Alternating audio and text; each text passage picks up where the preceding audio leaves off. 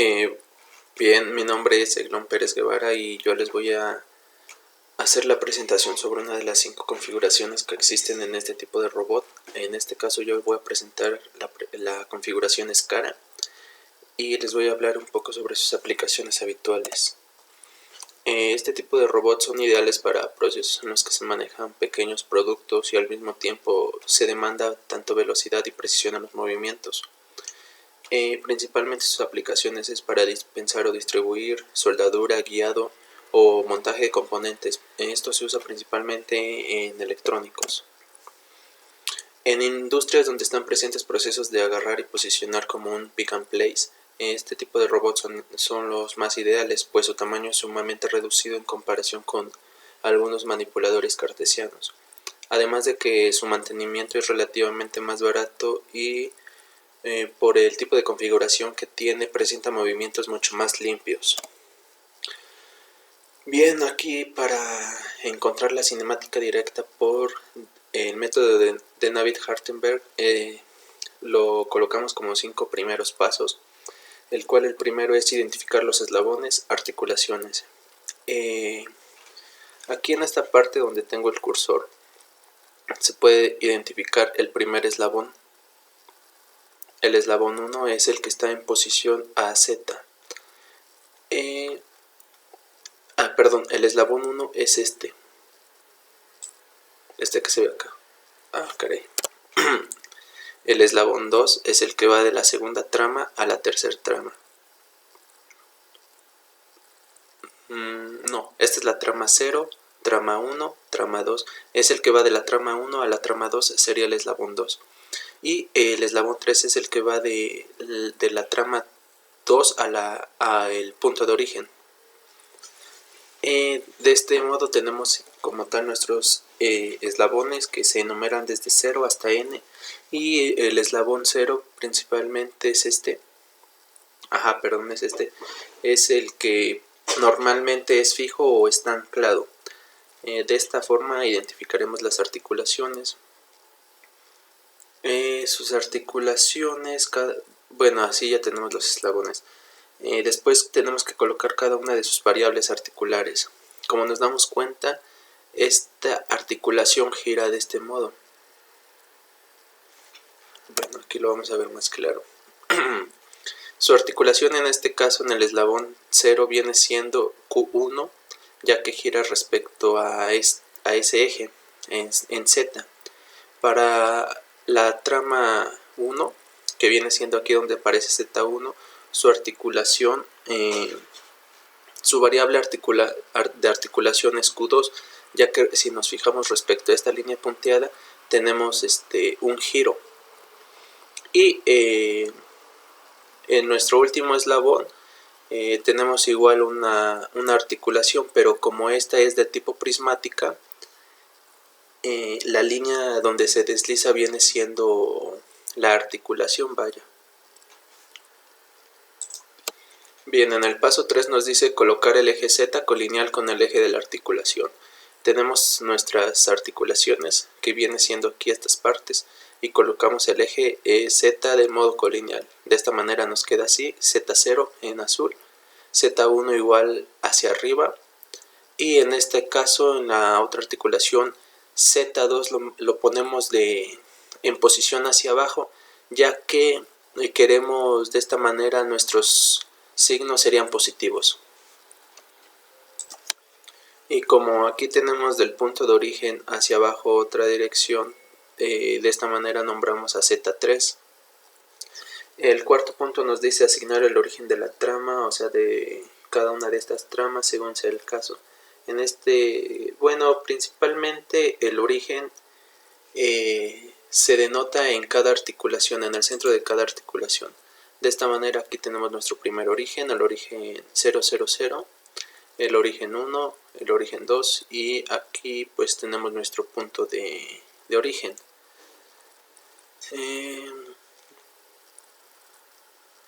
Y aquí en el punto de interés se coloca nuestro punto en nuestro origen. Aquí, como dice, para ZN colocar el origen en el punto de interés. Este es nuestro punto de interés del efector final. Bien, ahora para el punto número 5 viene siendo asignar el sentido del eje X según sea el caso. Aquí en esta parte, para el primero, aquí vamos a asignar, como aquí no tenemos ningún eje X más que el eje Z, que es colineal a nuestra articulación, tenemos que aquí, cuando Z sean paralelas, X será perpendicular si Z anterior y si Z actual y Z anterior están paralelas. En este caso, aquí tenemos Z anterior y Z actual y están paralelas, entonces X será perpendicular a ellas. De esta manera tenemos nuestro X1. Para la segunda trama tenemos que Z1, ahora esta, y Z0 será perpendicular. Entonces de esta manera tenemos a X2 en dirección hacia allá. Y como esta, y para el punto de origen, como está en la misma línea de referencia que la anterior, X3 queda de esta manera en dirección igual a la anterior. Y pues como aquí tenemos en el último caso, y para la trama inicial, pues ya tenemos nuestros ejes asignados. Entonces este es Z0 y de este lado teníamos X0. En todas las tramas no coloqué Y porque pues ahorita prácticamente solo depende de X y Z para poder sacar los valores de la tabla de Navier-Hartenberg. Pero si queremos colocar el eje Y, lo podemos hacer por la regla de la mano derecha. Bien.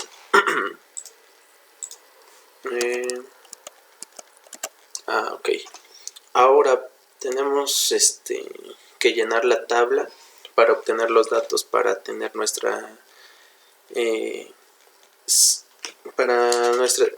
tabla de Navier-Hartenberg, para obtener de este modo nuestra cinemática directa. Ahora, bien, para empezar tenemos que obtener 4 datos importantes: el ángulo de X0 a X1 con respecto a Z0, la distancia de X0 a X1 con respecto de Z0 y la distancia de Z0 a Z1 con respecto a X1, el ángulo de Z0 a Z1 respecto a X1. Todo esto lo tenemos que obtener para las tramas que obtengamos. En este caso, esta es una trama, esta que estoy señalando con el mouse, y esta es trama 0, trama 1. Después esta trama con esta otra. Y así lo tenemos que hacer con cada uno de los casos. Bien, para el primer dato que nos pide es el ángulo que existe entre X0 y X1 respecto a Z0. Aquí tenemos marcado de color verde esta línea. X0 es la que se va a medir. El ángulo que existe entre X0 y X1, que es este que estoy marcando aquí, respecto a Z0. Este eje de rotación. Como podemos ver, sí existe un ángulo, ya que esta proyección, viéndolo desde arriba, aparece acá. Es esta línea punteada de azul. Entonces, el ángulo que existe es Q1. Ponemos Q1 y puede variar, por eso se pone el asterisco. Después la distancia de X0 a X1. Este es el eje X0 respecto hacia X1 respecto a Z0, que es esta. Como podemos ver, aquí se encuentra en la intersección de X0 y aquí en X1, y podemos ver que si hay una distancia, la cual va a ser L1. Ok, para la siguiente, sí. Después nos pide el ángulo que existe de Z0 a Z1, ¿sí?, respecto a X1. Nos ubicamos donde está Z0, que es esta línea que está acá, la podemos observar bien, a Z1, que es esta que está acá, respecto a X1. este es x1 y podemos darnos cuenta que de esta intersección a esta sí existe una distancia, la cual va a ser L2. Bien, para el último dato de nuestra primera H1, tenemos que buscar el ángulo que existe de Z0 a Z1 respecto a X1. Nos ubicamos donde está Z0. Z0 está de este lado, aquí lo estoy marcando. A Z1, el cual es este, respecto a X1. X1 aquí está. Ok. Como nos podemos dar cuenta, como están como Z0 y Z1, perdón, son paralelos, el ángulo que existe entre ellos es 0, no hay ningún ángulo. De esta manera tenemos que obtener cada uno de nuestros datos. Como les expliqué en la primera parte, se hace lo mismo para la segunda transformación homogénea y la tercera transformación igual. De esta manera, aquí en este renglón que estoy señalando, se hizo con la trama 1 y esta trama, estas dos. Y para el último es con la articulación prismática y con nuestro punto de origen.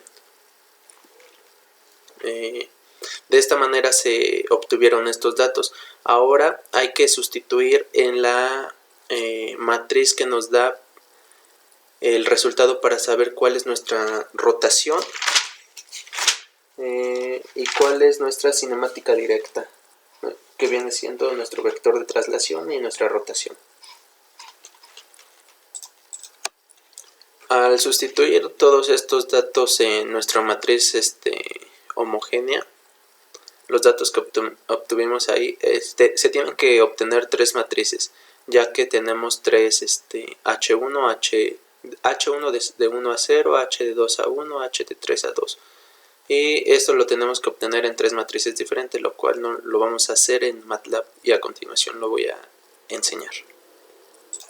Bueno, antes de eso les voy a explicar aquí porque en la segunda transformación, para nuestra segunda transformación homogénea, los datos del ángulo de Z0 a Z1 en la última trama respecto a X tenemos pi. ¿Esto por qué? Porque nos ubicamos en esta trama, en la articulación prismática con la de nuestro origen que queremos. Tenemos el ángulo de Z2, en esta trama de la articulación con la prismática, con la cilíndrica con la prismática. Nos ubicamos de Z1, en este caso nuestra Z anterior, con el Z actual, que es aquí Z2. Nos damos cuenta que sí hay un ángulo, ya que aquí está en dirección hacia arriba y aquí está en dirección opuesta, lo cual el ángulo que abarca viene siendo prácticamente 180 grados, lo ponemos como pi radianes. Es solo un pequeño comentario que tenía. Ahora sí les voy a mostrar el código en MATLAB.